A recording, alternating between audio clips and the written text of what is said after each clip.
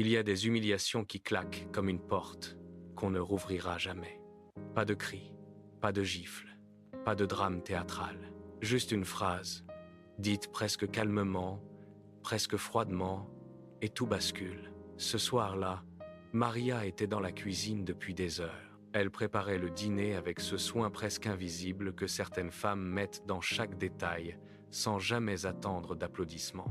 Le poulet dorait doucement, les herbes fraîches parfumaient l'air, les sauces mijotaient, et la table du salon attendait déjà les invités. Elle voulait que tout soit parfait, parce qu'Anton, son mari, recevait des collègues importants. Elle portait un tablier fleuri, ses cheveux attachés à la va-vite, et elle fredonnait une vieille mélodie de jeunesse, comme pour se tenir compagnie. C'était une soirée ordinaire, en apparence. Le genre de soirée qu'on oublie. Sauf que celle-là allait changer sa vie.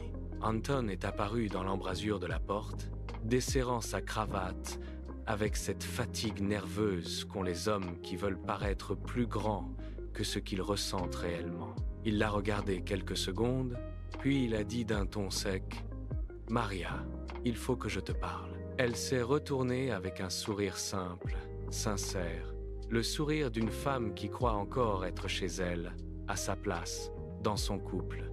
Mais ce sourire n'allait pas durer. Il a commencé par lui reprocher son petit surnom affectueux, puis sa façon de parler, son accent, ce détail qu'il trouvait autrefois charmant et qu'il jugeait maintenant embarrassant. Elle a cru à une mauvaise plaisanterie. Puis, il a lâché la vraie phrase. Celle qui coupe la respiration. Celle qui laisse un vide dans la poitrine. Il lui a dit que, ce soir, il valait mieux qu'elle ne s'assoie pas à table avec les invités. Il lui a dit que ses collègues étaient des gens d'un certain niveau, qu'il parlerait affaires, projets, avenir, et qu'elle était trop simple pour ce genre de soirée. Trop simple. 2 mots. 2 mots capables d'écraser des années d'amour, de sacrifice, de fidélité, de soutien, de patience. Maria est restée figée. Sa main s'est arrêtée au-dessus de la planche à découper. Pendant une seconde, elle a cru avoir mal entendu. Trop simple. Elle, la femme qui l'avait soutenue quand il n'était encore personne. Elle, qui préparait ses repas pendant qu'il construisait sa carrière. Elle, qui courait chez sa belle-mère chaque été pour aider à tout organiser. Elle, qui avait été là avant les beaux costumes, avant les cartes de visite, avant les dîners professionnels, avant l'illusion du prestige. Trop simple. Ce n'était pas seulement une insulte, c'était une trahison.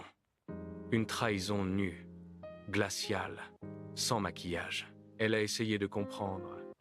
Elle a rappelé les autres épouses qu'elle connaissait, celles des collègues d'Anton, qui n'étaient ni analystes, ni cadres, ni expertes en stratégie. Elle parlait de fleurs, de cuisine, de voyages, de leurs enfants. Personne n'avait jamais trouvé cela déplacé. Mais ce soir-là, Anton n'essayait même plus de cacher la vérité. Ce n'était pas la conversation qui le gênait, c'était elle, son origine, sa simplicité, son naturel. Tout ce qu'il avait aimé chez elle quand il était encore un jeune homme timide, maladroit, presque transparent, tout ce qu'il trouvait adorable quand cela le rassurait, tout ce qu'il méprisait maintenant que cela menaçait l'image qu'il voulait donner de lui. Alors Maria a compris quelque chose de terrible. Certains hommes ne veulent pas vraiment être aimés pour ce qu'ils sont. Ils veulent être aidés à grimper, puis une fois en haut, ils ont honte de la main qui les a portés. Anton était de cela. Il avait changé. Ou peut être que non. Peut être qu'il était simplement devenu assez sûr de lui pour montrer enfin son vrai visage. Elle a enlevé son tablier sans un mot. Elle l'a posé sur la table. Elle a quitté la cuisine et s'est enfermée dans la chambre. Là, enfin seule, elle a laissé les larmes monter. Pas des larmes de faiblesse, des larmes de lucidité. Celles qui naissent quand on comprend soudain que la personne à qui l'on a donné son cœur n'est plus celle qu'on croyait. Ou pire, qu'elle ne l'a jamais été. Assise au bord du lit, elle regardait le miroir en face d'elle. Elle y voyait une femme fatiguée, blessée, mais encore debout. Une femme qui avait quitté son petit village de l'Oural avec des rêves simples et honnêtes.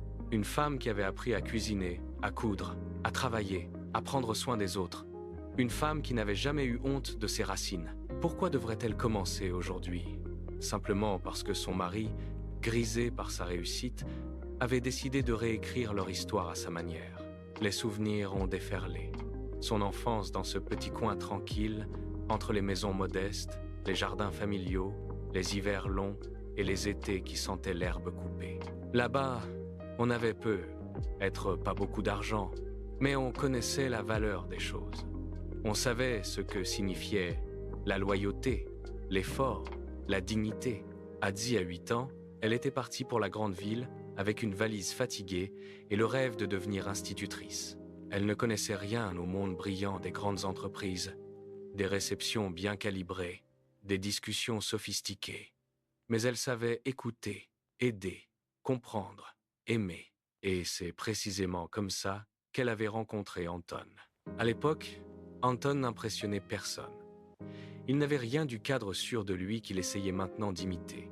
Il était mince, nerveux, maladroit, souvent moqué par les autres. On le trouvait trop discret, trop sérieux, trop effacé. Certains l'appelaient le rat de bibliothèque. Maria, elle, n'avait pas ri. Au contraire, elle l'avait regardé avec douceur. Elle avait vu sa gêne, ses efforts, sa solitude. Elle avait été la première à lui parler sans ironie, la première à croire en lui sans calcul. Leur histoire avait commencé comme naissent les histoires sincères, dans la simplicité, la fragilité, la bienveillance. Lors de leur premier rendez-vous, il tremblait presque en tenant sa tasse de café. Elle le trouvait touchant. Il lui parlait de ses ambitions, de sa peur de ne pas être à la hauteur, de son envie de réussir. Et elle l'encourageait. Elle l'aidait à réviser, le rassurait avant les examens, lui recousait une chemise, lui préparait de quoi manger, lui répétait qu'il était capable. Lorsqu'il avait obtenu son premier poste dans une grande entreprise, il l'avait serré si fort dans ses bras qu'elle en avait eu les larmes aux yeux. Il lui avait dit « Sans toi, je n'y serais jamais arrivé ». Elle l'avait cru, de toutes ses forces. Et voilà qu'aujourd'hui, cet homme lui expliquait qu'elle faisait tâche dans son nouveau décor, comme si elle était devenue un détail gênant, comme si l'amour avait une classe sociale, comme si la réussite autorisait le mépris. Maria s'est levée. Elle a ouvert l'armoire, sorti sa vieille valise, celle avec laquelle elle était arrivée en ville des années plus tôt. Et elle a commencé à faire ce que beaucoup de gens repoussent toute leur vie. Elle a choisi de partir, pas demain, pas après une dernière discussion inutile, pas après les excuses tardives d'un homme pris la main dans son arrogance. Non, ce soir, tout de suite. Chaque vêtement qu'elle pliait semblait refermer une blessure. Son pull préféré, envoyé par sa mère, quelques robes, une boîte de photos, les preuves silencieuses d'une vie qu'elle refusait désormais de laisser piétiner. Elle aimait encore Anton, bien sûr. C'est ce qui rendait tout plus douloureux. On ne quitte pas sans douleur quelqu'un qu'on a aimé, honnêtement. Mais elle comprenait enfin que l'amour sans respect n'est qu'une prison décorée. Elle ne voulait plus être la femme pratique, discrète, utile, qu'on garde tant qu'elle facilite la vie, puis qu'on cache quand elle menace l'image. Elle voulait redevenir quelqu'un à ses propres yeux. Alors elle a appelé Lena, son amie d'enfance. Sa voix tremblait, mais ses mots étaient clairs. Elle a raconté l'humiliation, la phrase, le regard, la honte projetée sur elle comme une faute. Lena n'a pas hésité une seconde. Elle lui a dit de venir, tout de suite, qu'il y aurait de la place, qu'elle n'était pas simple, qu'elle était vraie, et qu'un homme assez aveugle pour ne pas voir, ça ne méritait ni ses larmes, ni sa présence. Ces mots-là ont agi comme un baume. Maria n'était pas seule, et c'est souvent à cet instant précis qu'une femme retrouve sa force, quand quelqu'un lui rappelle sa valeur au moment même où elle commence à la douter. Mais la colère, elle, n'était pas retombée.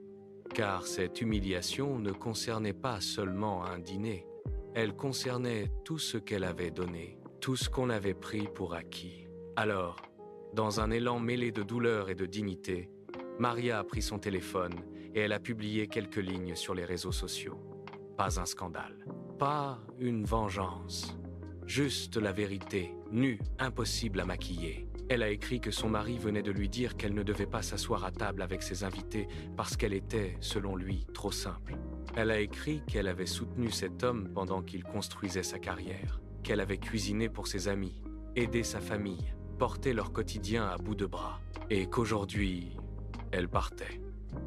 Parce qu'on peut être douce sans être docile. Parce qu'on peut aimer sans accepter l'humiliation. Elle a publié. Puis, elle a posé le téléphone. Les notifications ont commencé presque aussitôt. D'abord les amis, puis les femmes de ses connaissances, puis même certaines épouses de collègues d'Anton. Certaines étaient choquées, d'autres blessées. Parce qu'elles venaient, elles aussi, de familles modestes, de petites villes, de milieux simples qu'elles n'avaient jamais reniés, sans le vouloir. Anton ne l'avait pas seulement humiliée, elle. Il avait humilié tous ceux qui avaient grandi loin des salons prétentieux, tous ceux qui s'étaient battus pour avancer sans jamais apprendre à mépriser leurs origines. Son snobisme venait d'être exposé au grand jour. Et ce n'était pas Maria qui avait détruit sa réputation. C'était lui, par ses propres paroles.